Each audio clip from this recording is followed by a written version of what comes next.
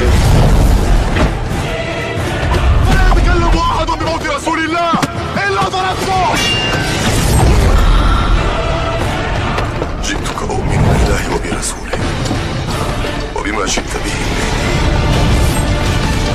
فقد أعذرت إليكم وأعذرتموني.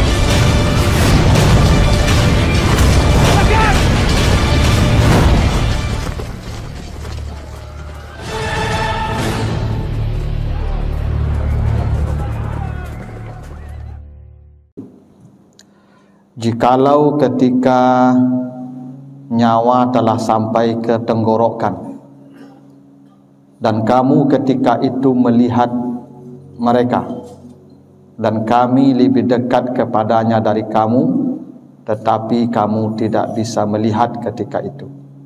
Itu artinya surat Al-Waqiah ayat 83 sampai 85. Ayat ini Bapak Ibu menjelaskan tentang keadaan yang akan dialami manusia pada proses sakratul maut. Jadi kata Allah, ketika seseorang menghadapi proses sakratul maut dan kita berkumpul duduk dekatnya melepas kepergiannya, kan begitu biasanya Bapak Ibu ya. Kalau keluarga kita hendak meninggal, bapak, ibu atau siapapun, lalu kita duduk ya di sekitar dia ya untuk melepas kepergian dia. Saat kamu duduk dekat dia itu, kata Allah, ada petugas-petugas kami yang lebih dekat lagi dari kamu yang duduk padanya, tetapi kamu tidak melihat. Walakinlah tubsirun. Jadi kata Allah, ketika kita menghadapi proses kematian itu Bapak Ibu, ada banyak kejadian, banyak peristiwa yang kita hadapi, yang orang di sekitar kita tidak melihat apa yang sedang kita hadapi. Karena ketika itu kita tidak melihat lagi dengan mata ain, mata kepala kita, tapi kita melihat ketika itu dengan mata basirah namanya.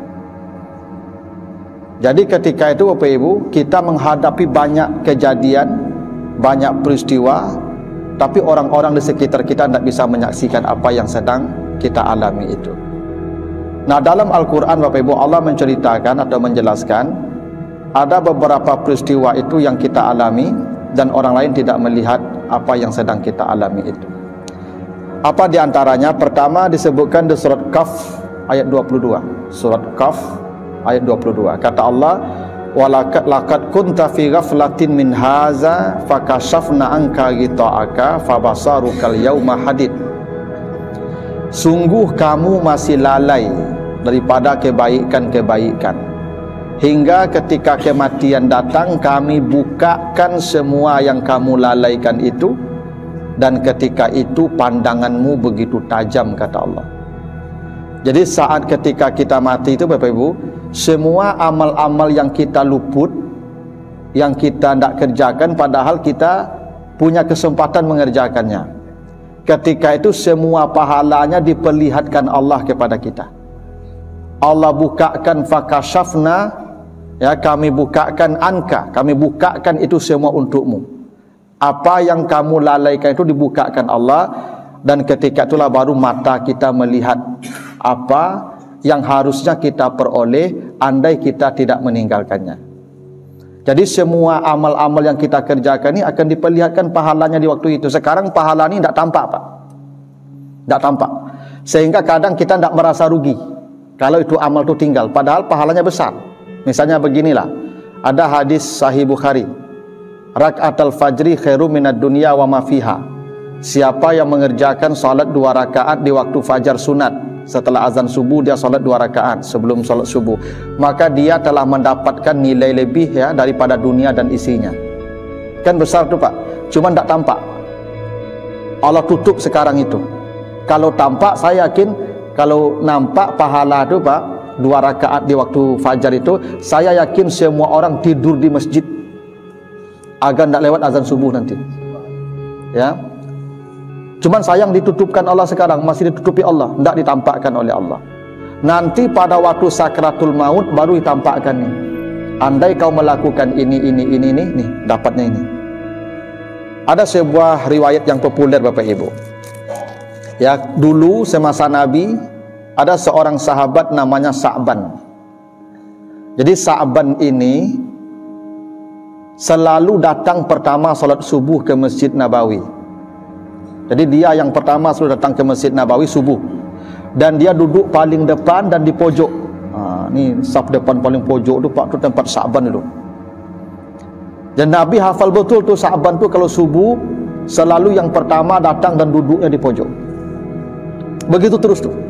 Sampai suatu kali di subuh hari Nabi datang dan tak melihat Sa'ban ada di ujung. Lalu azan berkumandang, Nabi tengok juga, tak datang juga Sa'ban. Sampai sudah selesai azan mau iqamah, ditahan dulu oleh Nabi. Jangan iqamah dulu, tunggu Sa'ban datang. Setelah sekian di waktu ditunggu, tak juga datang Sa'ban, baru salat subuh. Setelah selesai salat subuh, Nabi balik badan ke belakang Pak. Biasanya sunnah Nabi begitu, kalau jadi imam Nabi itu setelah salam tu balik badan ke belakang melihat siapa-siapa yang tak datang.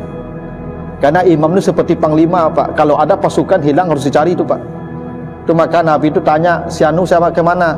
Oh dia nak datang, Rasulullah kenapa nak datang? Dia sakit, maka Nabi habis subuh langsung menjenguk dia tu Pak. Begitu tradisi Nabi itu Pak dengan sahabat. Sudah salat subuh tengok masih juga Sa'ban tak ada. Baru tanya, mana Sa'ban? Tak ada yang tahu Pak mana Sa'ban. Lalu tanya, siapa yang tahu rumah Sa'ban? Tak ada yang tahu. Oh ada yang tahu satu. Saya tahu ya Rasulullah. Mari kita ke rumah Sa'ban. Maka habis subuh Nabi berangkat ke rumah Sa'ban jalan kaki. Dan Masya Allah ternyata ke rumah Sa'ban itu Pak 3 jam perjalanan. Baru Nabi tahu rumah Sa'ban ini jauh Pak. Bayangkan Pak, kalau paling dulu tibu subuh jam 5:30 dah tibu di Masjid Nabawi, jam bara dari rumah tu Pak. Tak ada motor, tak ada mobil zaman tu Pak Ibu. 3 jam ke rumah Sa'ban Pak. Sampai di rumah Sa'ban, diketuk pintu. Assalamualaikum, waalaikumsalam. Keluar istrinya. Apa benar ini rumah Sa'ban? Benar. Ini rumah Sa'ban. Sa'ban mana? Kata istrinya, inna lillah wa inna ilaihi raji'un. Sa'ban sudah meninggal tadi malam ya Rasulullah. Maka subuh nak datang tu Pak. Meninggal dia. Tapi kata istrinya, ya Rasulullah, sebelum Sa'ban menghembuskan nafas terakhir, dia berteriak 3 kali. Apa teriakan Sa'ban kata Nabi? Kenapa tidak lebih jauh? Kenapa tidak yang baru? Kenapa tidak semua? Habis itu Sa'ban meninggal. Setelah berteriak 3 kali. Kenapa tidak lebih jauh? Kenapa tidak yang baru? Kenapa tidak semua? Meninggal. Apa kata Nabi kepada sahabat ketika itu? Apa yang diteriaki Sa'ban menjelang mati, itulah yang kalian masih lalai, kata Nabi. Maka Nabi bacakan ayat ini, laqad kunta fi ghaflatin an haza. Kamu masih lalai dari ini. Dan pada waktunya Allah bukakan apa yang kamu lalaikan itu. Ternyata Bapak Ibu, ketika Sa'ban akan mati itu, pertama, diperlihatkan pahala setiap langkah kakinya ke masjid itu Pak. Setiap langkah kaki itu diperlihatkan pahalanya Pak. Sampai langkah terakhir 3 jam di rumahnya Pak. Sampai langkah terakhir diperlihatkan kepadanya, stop. Sa'ban berteriak, kenapa tidak lebih jauh? Kenapa ada 4 jam saya ke sana? Kenapa tidak 5 jam jarak rumah saya ke masjid? Bayangkan Pak, Sa'ban yang 3 jam saja berjalan ke masjid masih menyesal menjelang mati. Apalagi kita yang jarak rumahnya cuma 2 menit, 3 menit, tidak datang ke masjid, seperti apa sesal kita ada itu Pak. Sa'ban yang berjalan 3 jam saja dari rumahnya ke masjid, datang paling awal, masih menyesali kenapa rumahnya tidak lebih jauh. Karena diperlihatkan setiap langkah kaki itu yang kata Nabi, likulli khutwatin yaktuha ajru sanatin siyamuha wa qiyamuha. Setiap satu langkah kakinya disetarakan pahala setahun salat malamnya, setahun puasa sunatnya. Baru Sa'ban berteriak, kenapa tidak lebih jauh? Itu ketika akan mati ditampakkan.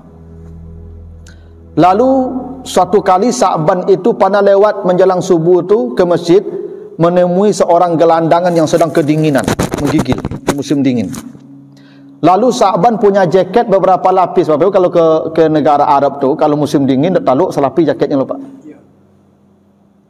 Maka Sa'ban melihat orang kedinginan itu, dibukanya jaket yang paling luar. Jaket luar ku lusuh Pak, jaket lama. Yang baru ada di dalam. Sa'ban kemudian memberikan jaketnya satu kepada yang kedinginan dan berlalu. Ternyata menjelang mati Pak, diperlihatkan pahala dia memberikan jaket itu. Bukan main pahalanya Pak, tapi diperlihatkan pahala anda yang baru dia berikan, maka pahalanya ini. Maka Sa'ban berteriak, ba kondak nen baru. Bayangkan Pak, orang yang sudah bersedekah pun masih menyesal menjelang akan mati itu Pak.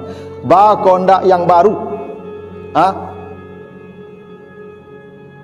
Tadi Pak kan lalu kata tiang tu Pak, ada 5, padahal di saku ada yang 2, ada yang 5, ada yang 10, ada yang 50, ada yang 100 ya. Pada masuk tadi yang 5.000, ada yang 10.000. Nanti menyasar tu mengakondak dan 100 gitu Pak. Yang memberi pun masih menyesal Pak, apalagi yang nak memberi. Ketika diperlihatkan fakashafna anka ghita'aka, ketika dibukakan tu pahala. Lalu suatu hari Sa'ban pernah akan makan roti Pak. Dia makan roti, ada roti dengan susu. Datang pengemis minta-minta. Dikasihlah, dia awak lun makan lah, dikasih separuh untuk pengemis, separuh untuk kita, separuh susu untuk pengemis, separuh untuk kita. Menjelang mati Pak, ditampakkan pahala waktu memberi itu Pak.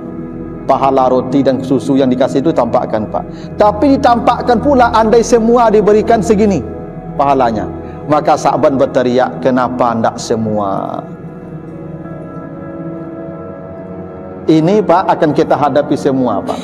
Semua manusia akan menyesali dirinya waktu akan mati. Ketika dia punya kesempatan untuk berbuat baik dan itu dia lepaskan padahal dia mampu, mau, bisa, dia akan menyesali itu waktu mati itu Pak. Kau yang datang subuh tadi Pak, yang pulang sudah assalamualaikum Pak, tak dengar ceramah lo, kok mati lagi ni kau Pak, menyasar gadang. Untung lebih duduk sekarang dengan ceramah, kok mati tak menyasar lah. Percayalah Pak. Dan pulang subuh gini kok mati lagi ni kau Pak, menyasar gadang. Percayalah kamu. Manga kau tak duduk ambo itu Pak. Percayalah kamu, percaya Pak. Dan itu terjadi, kata Allah begitu.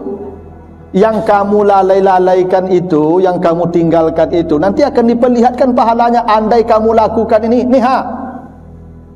Maka ketika itu manusia berteriak menyesali dirinya, kenapa tidak ini? Tuh. Jadi ketika akan mati itu Allah tampakkan pahala-pahala Pak. Termasuk dosa-dosa juga. Pahala ditampakkan Allah. Andai kamu melakukan ini. Semua ditampakkan Allah.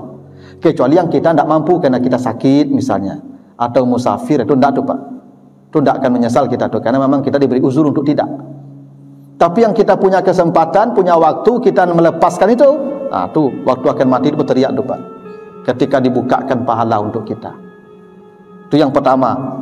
Yang orang lain tidak melihat, hanya kita yang melihat. Yang kedua, disebutkan di surat Al-Munafiqun ayat yang ke-10. Kata Allah, ketika kematian mendatangi seseorang, nyawanya sudah ditarik oleh malaikat maut, manusia berkata, Rabbi, laula akhartani ila ajalin qarib fa as-saddaqa wa akum minas salihin. Ya Allah, andai engkau tunggu mati saya sebentar. Jadi manusia minta tunggu Pak. Ya Allah, tunggu sebentar, jangan matikan dulu, tolong tunda mati saya. Andai engkau menunda mati saya walaupun sebentar, tidak perlu sehari 2 hari, 1 jam kurang atau setengah jam juga tidak apa-apa, tapi tunggu sebentar, beri saya tambahan sebentar. Untuk apa? Fa'as-saddaqa, saya ingin bersedekah. Hebatnya begini Pak, kan amal tu banyak, ada haji, umrah, puasa, tahajud, baca Quran, tapi orang yang akan mati itu minta ditunda supaya bisa bersedekah. Jadi ketika awak mati itu ada dialog dengan Tuhan ketika itu, dan dialog itu tidak lidah lagi, lidah tidak bicara lagi, tapi mutakalim kita yang bicara dengan Allah itu. Terjadi dialog dengan Allah. Orang di sekitar kita tidak tahu kalau kita sedang berdialog itu Pak. Ya, mereka tidak mendengar dialog kita ketika itu. Tapi mereka yang akan mati itu berdialog dengan Tuhan, minta tunggu. Tapi menariknya, mereka kalau ditunggu matinya, tidak jadi dimatikan, dikasih waktu tambahan. Mereka bukan ingin tahajud, bukan ingin haji, umrah, bukan ingin puasa, bukan ingin, tidak. Yang diinginkannya satu saja, bersedekah. Pertanyaan Ibu, baku orang menjelang mati itu ingin bersedekah, Pak? Satu, ketika akan mati itu baru ditampakkan janji Nabi. Apa janji Nabi? Kullu mri'in tahta zilli sadaqatihi hatta yuqdama bainan nas. Semua orang akan dilindungi oleh sedekahnya sampai hari kiamat. Jadi baru ketika itu ditampakkan betapa hebatnya perlindungan sedekah bagi ahlinya. Makanya kata Nabi, ittaqin nara walau bisikki tamra. Kalau ada orang bersedekah walaupun separuh korma, Allah tutup pintu neraka untuknya. Bukan 1.000 rupiah, Pak, separuh korma akan ditutup pintu neraka. Betapa hebatnya sedekah ini, dan ketika itu baru manusia tahu betul-betul hebat sedekah ini, Pak. Itu maka yang paling diinginkan manusia itu bersedekah, Pak. Ada cerita, Pak Ibu, cerita Pak Ibu ya. Jangan tanya lo batu indahnya cerita. Ya kan, guru ambo pernah baca itu untuk memotivasi sedekah. Jadi kata guru ambo dulu suami menyuruh istrinya membeli martabak. Beli martabak yo. Ambo teragak martabak. Tu suami pergi ke raja ditinggallah piti beli martabak. Dia pailah isteri ke pasar beli martabak. Kata, lah di bali martabak tiba dah ke rumah datang pengemis. Assalamualaikum, Waalaikumsalam. Bu minta sedekah. Okey cik ibu tadi onde Pak. Ambo ndak ada piti lo Pak. Suami ambo tak ada meninggal piti lo. Jadi suami ko meninggal piti tu beli martabaknya Pak. Ko suami cekil lo ko. Eta tu beli martabak warna lo piti tinggalnya Pak. Ya. Udahlah. Yang adu ibunya. Yo martabak ciknya Pak. Anak ba lo martabak saya ibu ciknya. Ko ngotot tu kang pengemis ko Pak. De ibu lo ibu ko mencari pengemis ko. Ya sudahlah. Jaga saya martabak tu Pak. Siang pulang suaminya lah jadi beli martabak tadi lain kecil. Mana martabak tu? Itulah dah tadi menjalang ambo masuk rumah tibu pengemis ibu ambo mencadinya tu bagian saya meruak martabak udah tadi. Berang suaminya ibu nyolapak langsung isteri ko. Suruh lekane lapak mati langsung. Itu Pak. Ya dulu kan tak ada olah TKP lah Pak. Tak ada lo bagi otopsi bagi lah udahlah. Dah mati dimandikan, dikafankan, disolatkan, dikuburkan. Setelah dikuburkan orang pula datang malaikat mungkar nangkir. Tanya malaikat, ma rabbuki, antuk sibuknya terjawab dia lah. Amal mungkin keteknya. Ma imamuki, tak terjawab lah Pak. Antuk sibuknya. Ya, ma nabiyuki, dah terjawab jalan Pak labang ki sugah malaikat Pak nyogugu di malaikat ko Pak. Nyolampang di malaikat ko. Ndak kanai lo Pak. Nyotokok jalan indak jo kanai lo Pak. 3 kali nyotokok di malaikat ko ndak kanai lo. Kilonya martabak tadi mambek Pak. Tu hebatnya martabak tu Pak. Jadi tapi ibu-ibu jangan salah paham lo. Oh rancak beli martabak saya serakah rancak daman ni malaikat besok nak itu makasih je tu. Betapa sedekah itu melindungi manusia. Bapak Ibu kalau baca nanti surat Al-Insan ayat 8 sampai 12 surat Al-Insan kata Allah inna nakhafu mir rabbina yauman abusan kamtarira. Besok di padang mahsyar manusia akan berdiri dalam wajah yang pucat pasi masam. Kenapa? 50.000 tahun berdiri dengan dalam suasana yang panas dan mengerikan itu. 50.000 tahun berdiri Pak. Panasnya Masya Allah. Menyiringi 50.000 tahun dek mana hanangi. Tapi kata Allah Pak, walaqahum nadratau wa surura. Ada orang yang wajahnya cerah, wajahnya riang, tidak ada panas, tidak ada susah, tidak ada haus. Apa amal mereka Pak ketika di dunia ini yang diselamatkan di padang mahsyar itu? Wa yut'imuna ta'ama ala hubbihi miskina wa yatima wa asira. Di dunia suka memberi makan orang. Jadi kalau ada orang suku magi makan Pak, dia yang pertama Pak, magi makanan. Maka Nabi Ibrahim itu diceritakan Pak dalam kitab Ihya Ulumuddin, itu Nabi Ibrahim tidak pernah tidur di malam hari kecuali sudah memberi makan 10 sampai 100 orang. Memberi makan itu tidak mesti harus mengundang orang ke rumah. Beli roti 10 bagi. Ya, boleh onde-onde 10 bagi. 10 orang dia sudah kasih makan baru dia tidur Pak. Itu Ibrahim itu. Karena begitu hebatnya pahala memberi makan orang. Jadi apa-apa ibu kok ada kawan sama makan lontong di lapau bosobok bayan. Aman Pak. Kadang ada kawan ko Pak tiok makan di lapau kudian taruh tagak. Salah lon tagak kawan lon tagak lo nyale. Kadang kawan lon tagak nyampe ke WC lo. Bara kadang palo Pak magi makan. Jadi manusia ketika akan mati itu Pak, yang diinginkannya bukan tahajud, bukan baca Quran, sedekah. Karena sedekah itu amal yang paling menyelamatkan manusia sampai ke akhirat kelak. Percayalah Pak Ibu kamu. Ya. Itu kenapa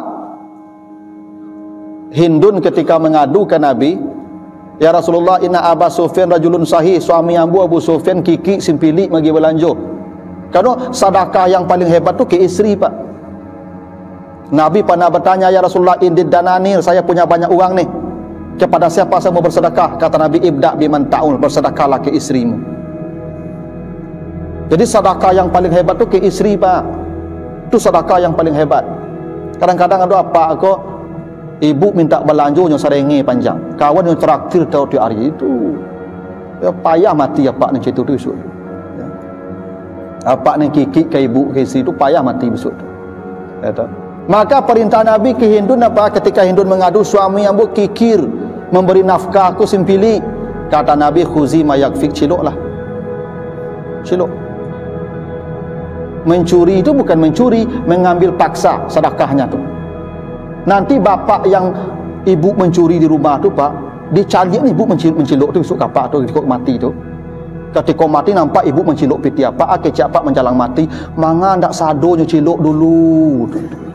Percayalah Pak kamu. Apa kan benar ibu mencilok piti tak? Besok ketika kau mati Pak, dipacalian ibu mencilok piti tu Pak, kiranya separuhnya ambilnya Pak, kecik apa menjalang mati tu Pak, kau ndak sadonya je Pak. Cari apa percaya kamu?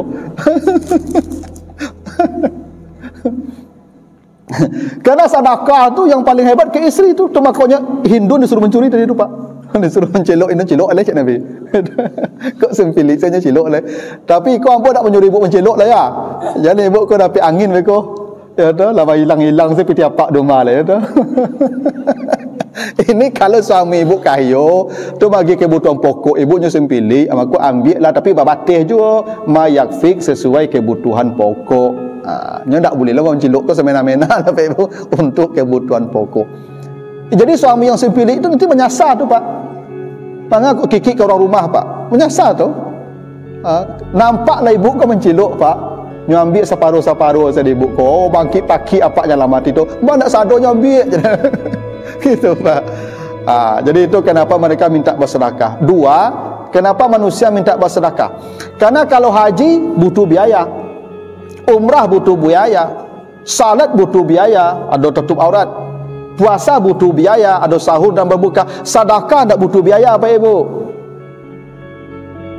Kalau zakat ia butuh biaya Pak, sedekah tak butuh biaya. Karena sedekah tu ada ini, tapi ada juga yang tak punya ini, tak punya uang, dia bisa bersedekah juga. Apa kata Nabi? Atabassum ala wajhi akhika sadaqah, tersenyum bertemu orang itu sedekah. Ibu bapak kalau kurang-kurang piti, sedekah ada Pak. Iya, kalau kurang apa piti sobok je orang. Sedekah. Baralah kamu rasa sedekah Pak.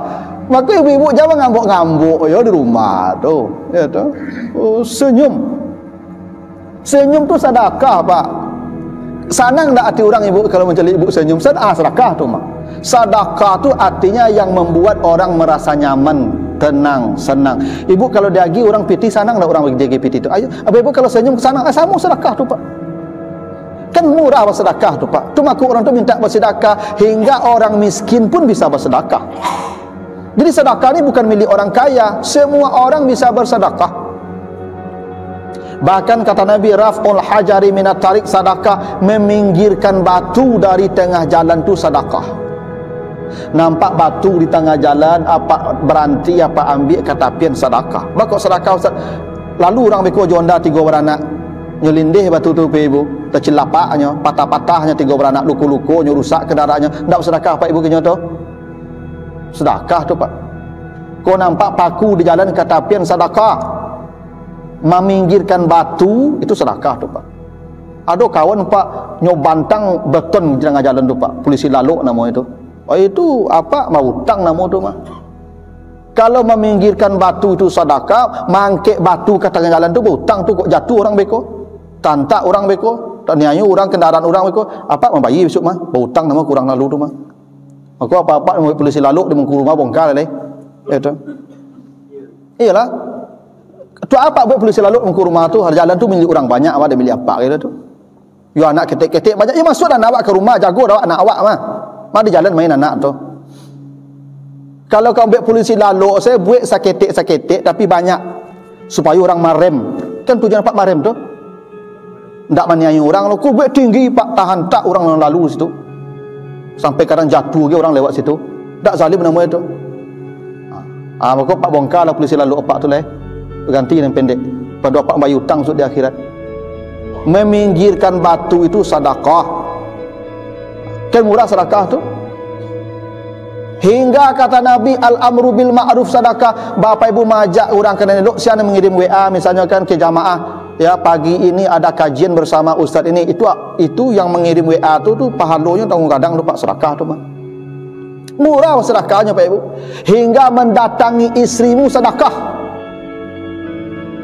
Sahabat bertanya, Rasulullah, mendatangi istri sedekah? Iya, kalau engkau mendatangi perempuan yang bukan istri berdosa anak, ya berpahala tu, maka sedekah tu.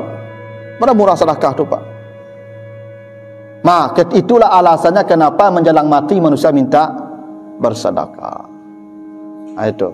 Dan itulah yang kita tidak melihat. Nah, yang ketiga keempat kita cepat saja, 2 menit saja saya jelaskan. Yang ketiga disebutkan di surat Fussilat ayat 30. Fussilat 30. Ketika manusia hendak mati, turun para malaikat. Untuk apa malaikat turun? La khaufun apa kata malaikat, Allah takhafu wa la tahzanu wa abshiru bil jannati allati kuntum tu'adun. Ada para malaikat turun Bapak Ibu menghibur orang ini dan memperlihatkan sorga kepadanya. Masya Allah Pak. Ada orang menjelang detik-detik akan dipanggil tu Pak, turun malaikat memperlihatkan sorganya. Karena kematian tu Pak, ceritanya, riwayatnya itu bermula dari kaki, terakhir dia hulkum tenggorokan, ujungnya di ubun-ubun. Jadi ubun-ubun ni terakhir nyawa kita ni Pak. Tu makanya orang kalau mati matonya putih terbalik. Karena kata Nabi, mata mengikuti tarikan ruh sampai ke ubun-ubun. Di sini pintu tobat batasnya, tenggorokan. Bermula mati dari kaki itu Pak. Itu maka orang kalau laka mati itu Pak, sakratul maut dingin kakinya tu. Masuk lah tu. So kaki Pak lu kalau lagi angin lu tu tapi kalau lah dingin tu mulai kerajo itu. Jadi orang sakratul maut masuk kaki Pak. Kalau lali kakinya Pak lah dingin, tu lah mulai tu Mak. Penyen disabui lah kayaknya lah dingin nang madak kalamo lah kau. Takut je kau Pak. Ya tu. Mulai dari kaki tu Pak. Ketika malaikat maut datang ke kaki menolak, jangan di sini kata kaki. Karena kaki ini dipakai berjalan ke rumah-rumah Allah, salat berjamaah, mendengarkan taklim ayat-ayat Allah. Kaki menolak Pak. Disebutnya amal-amalnya. Datang malaikat mengadu ke Tuhan, ya Tuhan, tak mau dia. Datang tempat lain, tangan pun menolak dengan amal-amalnya. Semua menolak, kata Allah, bawakan gambar surganya. Itulah wa abshiru bil jannah. Ada orang akan mati itu Pak, melihat surganya. Ketika itulah dia ditarik dan dia tak tahu kalau dia sudah mati. Tapi siapa mereka, kata Allah, innal ladzina qalu rabbunallah tsumma istaqamu. Orang beriman yang istiqamah dalam satu amal. Dia punya amal yang tak putus-putus sampai mati. Ada amalnya satu tak putus sampai mati. Itu yang merasakan mati yang indah dan diperlihatkan surga menjelang matinya, dan kita tak melihat surga yang dia lihat. Tapi yang keempat disebutkan di surat Al-Anfal ayat 50. Al-Anfal 50. Ketika orang akan mati itu ada pula malaikat turun. Walau tara iz yatawaffal ladzina kafaru al malaikatu yadribuna wujuhahum wa adbarahum. Ketika akan mati para malaikat turun menampar-nampar wajahnya. Masya Allah Bapak Ibu ya. Ada orang ketika akan mati itu ditampar-tampar malaikat, kita tidak melihat dia sedang kena tampar Pak. Kita tidak melihat kalau dia sedang ditampar, pada kata Allah dia sedang ditampar malaikat. Dan itu mati yang sangat mengerikan Pak. Kalau ada malaikat turun menampar-nampar wajah kita dan kita tidak melihat. Siapa mereka? Walau tara iz yatawaffal ladzina kafaru, orang kafir, ahli maksiat, banyak dosa, tidak bertobat menjelang mati, maka kematiannya mengerikan Pak. Malaikat turun menampar-namparnya. Inilah di antara kejadian-kejadian yang kata Allah walakin la tubsirun. Kamu yang duduk dekat dia yang akan mati itu tak melihat apa yang sedang diperlihatkan padanya. Hanya kita yang melihat. Beruntung Allah informasikan kepada kita Bapak Ibu supaya kita bersiap, karena ini pasti akan kita hadapi. Pasti. Tinggal jangan sampai kita menjadi orang yang menyesal ketika kematian sudah datang. Nah, begitulah Bapak Ibu ya. Ya, mudah-mudahan ada manfaatnya. Lebih kurang mohon maaf. Subhanakallahumma wa bihamdika asyhadu an la ilaha illa anta astaghfiruka wa atubu ilaika. Wassalamualaikum.